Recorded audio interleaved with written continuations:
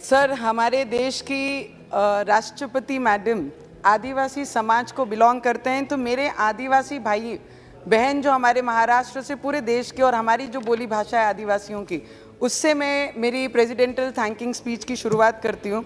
अलागे सभी को माइचो बाइचो डाइचो, अलागे प्रधानमंत्री के राष्ट्रपति का सबू को सदन को राम राम राम राम।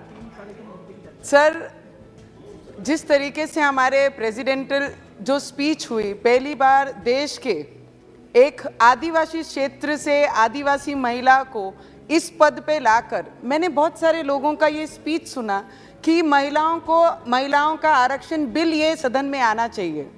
मुझे आप बताइए, ये पद के लिए तो कोई आरक्षण नहीं है, फिर भी एक आदिवासी क्षेत्र में काम करने वाली महिला को इस बड़े पद पे लाकर प्रेसिडेंटल बनाकर हमारी जैसी महिलाएं, युवक महिलाएं, इस देश की पिछड़ी महिलाएं, उनको सम्मानित करने का काम हमारे देश के प्रधानमंत्री जी ने किया।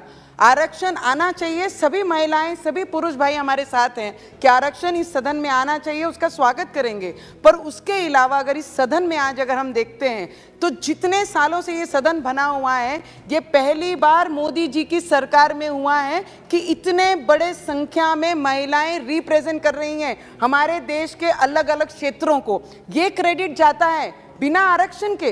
कोई भी पार्टी, जितने साल ये पार्टियों ने राज किया हमारे देश में, आज तक आरक्षण के बिना उन्होंने महिलाओं को इस पद के लिए या फिर इस पार्टी से टिकट देकर इस सदन को रिप्रेजेंट करने का कभी मौका नहीं दिया। वो दिया है तो भाजपा गवर्नमेंट ने और हमारे आदरणीय नरेंद्र मोदी जी ने, ये सभी को एक्सेप्ट करना ही पड़ेगा। जितने भी लोग आरक्षण की बात कर रहे हैं, हमें तो गर्व महसूस होता है जब ये नंबर्स यहाँ पर देखते हैं। सर, मोदी जी पर बहुत सारे लोगों ने अलग अलग बातें कही हैं, उसके अलावा मैं ये चीज बोलना चाहूंगी, कपड़ा, रोटी और मकान और स्वास्थ्य और हेल्थ के ऊपर अगर किसी ने इस देश में पहली बार प्रधानमंत्री जी ने ग्राउंड पे जाकर लोगों से बात कर कर, चर्चा कर कर, वो एम्स को रिलेटेड हो या अपने आवास को रिलेटेड हो या किसान के निधि के लिए हो या किसान को कर्ज माफी के लिए हो या विद्यार्थियों के स्कॉलरशिप से लेकर हो या विद्यार्थियों के साथ स्पोर्ट्स में हो, क्रीड़ा क्षेत्र में हो,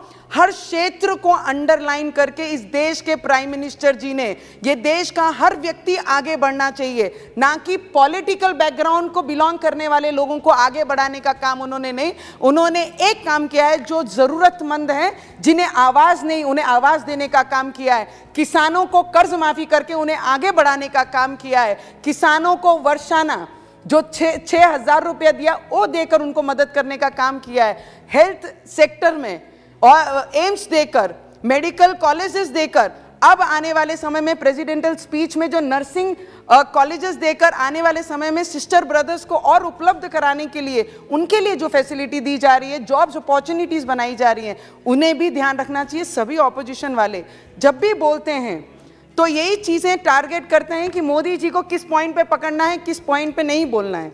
सर, मैं आपको इतना बताना चाहूंगी कि डिजिटल आज देश में अगर कोई लाया है तो ठेले वालों से लेकर, भाजी वालों से लेकर, बड़े व्यापारियों से लेकर, प्राइवेट सेक्टर में लेकर डिजिटल अगर कोई नॉन लोगों में कराए, रूरल एरिया में भी लोड गाड़ियों पे, ठेलों पर आज QR कार्ड करके स्कैन करके आप 50 रुपए 20 रुपए देना भी अगर किसी ने इस देश को सिखाया है तो वो मोदी जी ने ही सिखाया है। टैक्स ईमानदारी से अगर भरना है, अगर वो किसी ने सिखाया तो हमारे मोदी जी ने ही सिखाया है। सर, हमारे महाराष्ट्र में 33 महीने की गवर्नमेंट थी, सरकार थी। आमच्या महाराष्ट्रामध्ये 33 महीन्याची सरकार में हनुमान जी का नाम लेना और राम जी का नाम लेना बहुत बड़ा गुनाह था।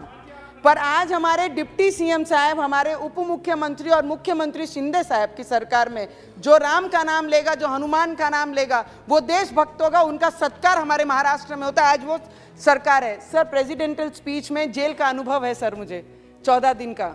ये महाराष्ट्र गवर्नमेंट ने, उद्धव ठाकरे जी की गवर्नमेंट ने मुझे जेल में डाला था तभी, जब गरीब लोग वहां पर जो कोई कारण से अरेस्ट हुए हैं या उनकी बेल हो चुकी है, पर बेल बॉन्ड भरने के लिए जिनके पास पैसे नहीं है, उसका भी प्रावधान या इस समय हमारे प्रेसिडेंटल स्पीच में उन्होंने बताया है। वो सच में जेल में अगर देखेंगे तो बहुत ज़्यादा तकलीफ में वो महिलाएं उस जेल में रहती हैं जिनके पास 5,000 बेल बॉन्ड भरने के लिए नहीं है या 10,000 रुपये बेल बॉन्ड भरने के लिए नहीं है।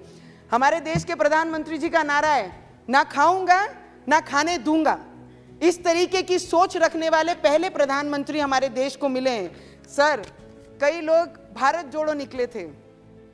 सर, वेरी इंपॉर्टेंट, क्योंकि हम देश के युवा एज ए रिप्रेजेंटेटिव है, ये बोलना बहुत जरूरी है।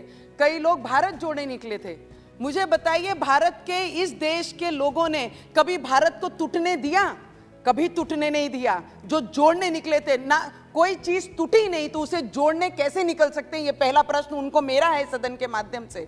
मुझे आपको बोलना है सर, जिस कश्मीर में लाल चौक पे जाकर इन्होंने अपने भारत जोड़ो का समापन किया, उस क्षेत्र में जाके इतने स्वाभिमान से ये समापन कैसे कर सकते थे? अगर हमारे गृह मंत्री ने 370 इस सभागृह में लाया नहीं होता और 370 हटाया नहीं होता, तो इतने स्वाभिमान से ये जाकर अपना भारत जोड़ो का समापन वहां नहीं कर सकते। सर, थैंक यू सर, बहुत जरूरी है सर। सर सर सर मुझे ऑपोजिशन के कई लोग, मुझे बताइए, देश के बड़े बिजनेसमैन व्यापारियों को, टाटा हो या अंबानी हो या अडानी हो, ये कितने लोगों को रोजगार इनके माध्यम से इस देश के मिला है? मुझे ऑपोजिशन को एक प्रश्न पूछना है। ये एक उंगली अगर ये जो आज सरकार में उनके ऊपर दिखाते हैं, तो इन्होंने ये याद रखना चाहिए कि 4 उंगलियां इनके तरफ रहती हैं। अगर इनके घोटाले अगर किसी ने निकाले तो अंक खत्म हो जाएंगे, पर इनके घोटाले समाप्त नहीं होंगे। सर, ये चीज ऑपोजिशन ने याद रखनी चाहिए। जो काम करता है, गलतियां उनसे ही होती हैं। आपने ना कभी काम किया, ना लोगों के लिए कभी प्रयत्न की, ना लोगों के लिए कभी जॉब्स अपॉर्चुनिटी कैसे आएगी देश में, उसके लिए काम नहीं किया। Sir, sir, last 2 minute sir, just 1 minute में समाप्त कीजिए। सर, 2014 के पहले सर, राजस्थान आपको जिस तरीके से प्यार है, हमें भी हमारे राजस्थान पे उसी तरीके से बहुत ज्यादा प्यार है। 2014 से पहले सर, पाकिस्तान का परिस्थिति अगर देखते थे तो सरकार उन्हें मदद करती थी। वो पाकिस्तान हमारे देश का नमक खाता था और आतंकवादी हमले हमारे देश पे करते थे। पर 2014 के बाद मोदी जी ने उनकी भाषा में उनसे बोलना सिखाया कि जिस भाषा में तुम सीखोगे उस भाषा में तुम्हें सिखाएंगे। उस तरीके से आज हमारे मोदी जी काम कर रहे हैं। मुझे लगता है प्रेसिडेंटल स्पीच के ऊपर सभी ने अपने अपने अलग राय, अपनी अपनी विचार रखी हैं। मैं फुल हार्टेड हमारे आदिवासी क्षेत्र के आदिवासी महिला जो प्रेसिडेंटल हैं, आज प्रेसिडेंट हैं, उनके स्पीच के ऊपर आपने मुझे बोलने का मौका दिया। मैं दिल से मेरे आदिवासी भाई बहनों की तरफ से इस सदन का, मोदी जी का और सभी का दिल से बहुत बहुत धन्यवाद करती हूँ। जय श्री राम। राम राम।